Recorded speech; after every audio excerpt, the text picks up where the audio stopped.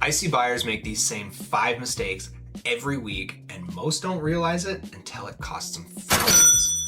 The rules have changed in 2026, and most buyer strategies haven't yet. If we haven't met, my name's Kevin. I'm a local realtor here in Great Falls, and these mistakes come straight from conversations that I'm having every single week with buyers. So listen up and don't let these happen to you. The first mistake that I see most buyers make, and this is across the board, is waiting for the perfect time to buy a home. Let me let you in on a little secret. There is no perfect time to buy a home. The only perfect time is when you're ready and the numbers make sense for you. Prices are going to change. Inflation's going to happen. There's going to be these economic conditions that you cannot control. What you can control is your budget and the clarity that you have around the numbers you need every month. And the way you can gain some of that is to have a conversation with a professional. Sit down with a lender, sit down with a realtor, and let them know what your goals are. Let them know where you currently stand, and they can help you formulate a plan and a status update to where you currently are. Most clients that I work with don't realize that they actually qualify for much more than what they expected to, and the monthly payment isn't nearly as bad as what they thought it was. Now, with the new market dynamics in 2026, where lenders are still creative from the 7% interest rates, they still have incentives and offerings for you as a buyer for down payment assistance and different grants that you can get to help lower that monthly payment. On top of that, if you couple that with a home that's been on the market and a professional strategy, you can make an offer to where you end up with very little money out of pocket. If you're not sure how to do that, that's where the professional will come in. Now, mistake number 2 that I see a ton of buyers make is obsessing over the listing price. And in this current market, we are seeing buyers get what we call concessions. So they're getting credits that are going towards closing costs.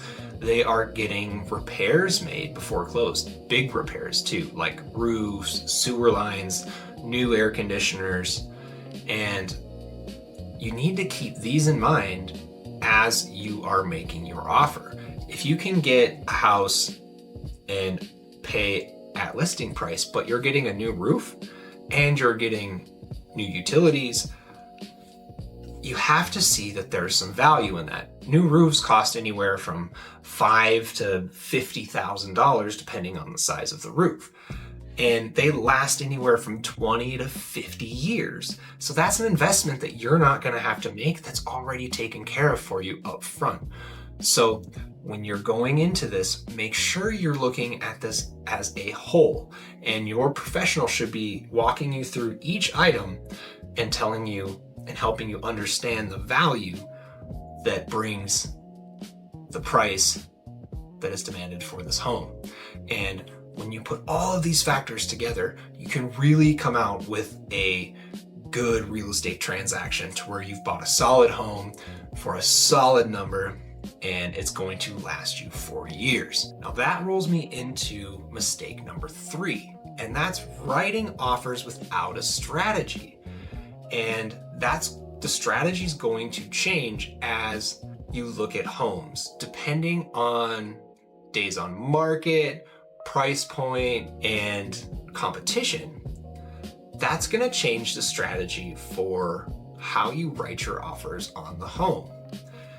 If you're coming into this and you don't have a lot of savings and you're looking to make the best deal possible, that's going to have a different strategy than if you're looking for something really specific that needs marble countertops, it needs a certain bedroom count, and it needs to have a pool and a garage and a heated driveway. If we're looking for a certain price point, we're going to look at houses that have been on market for a little bit longer, that haven't had any price cuts, and then we are going to develop a strategy to make an offer on this house and make it make sense for you on that monthly budget. Now, if you're on the other side of that spectrum, we are going to go hunting for exactly your checklist. And if we can find it that's been on market, we will have a strategy for writing an offer to take advantage of the days on market. If it pops on market and has a correct price, we're going to have to change our strategy a little bit to make sure that we get you the house that you want and you need. So strategy is going to change just a little bit, but knowing that there are options out there for you should give you some confidence to move forward and help you make the best deal possible. And now we're going to talk about number 4. And this is actually a really big one I see happen all the time, is buyers misuse their inspection. What do I mean by that? Well, they use the inspection to try to over leverage the sellers. They start nitpicking on small items that would cost just a couple $100s to get fixed, or you could go to Home Depot, pick some paint up and get it down or get it taken care of. Sellers are already tired from being on market longer than they expected, not getting the number they expected, and then they get beat up for small items. You can have a seller dig their heels in and tell you they're not going to get anything done. So when you have your inspection done, if there are big items that come up that really impact the functionality of the house, that's when you use this to your advantage to get those things replaced. If your inspector comes out and tells you that the roof is 25 years old, it has deglazing and it's losing all of its asphalt, then that's something you're going to have to negotiate on. If he comes out and tells you that there's stains in the carpet, you saw that when you walked the house most likely, and that's something that should have been considered when you wrote the offer. So that goes back to the offer strategy and knowing exactly where you're going to use your leverage. Now, number 5 is the biggest one of all, and that's not using an expert. Because as I've stated in this video, the strategy changes for what your goals are.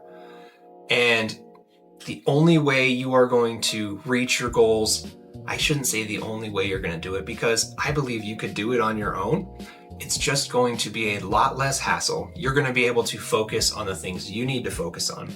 And you're going to have some local expertise to help you secure the best deal possible.